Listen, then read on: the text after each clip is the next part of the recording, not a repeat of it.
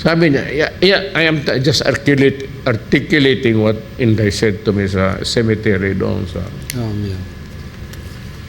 Ngayon, ayaw niya, hindi man siya, there was never a time for her to say it in public.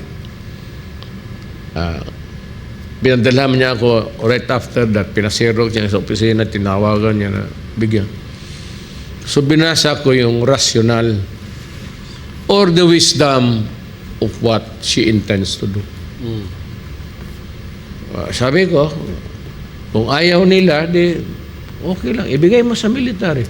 Let the military convince our young people to, kung madala nila. Give it to them.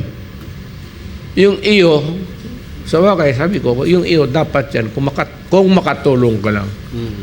Ano ba naman yung 125 million? Yeah.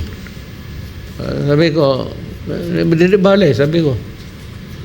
Yun ang yung ang hinawakan ko na papel. Yun ang ano niya. Yun ang plano sana niya. Hindi ang intelligence pang para gastusin sikreto. Hindi naman kami gutom pa. Ano ba na yung 125 million? Ako wala akong pera, pero kung 125 million lang, saksak ko sa bunganga ni Francia.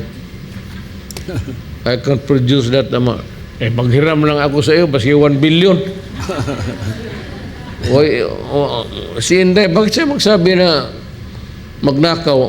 Punta lang siya kay Pastor. Pastor, bigyan mo ako ng 200 million.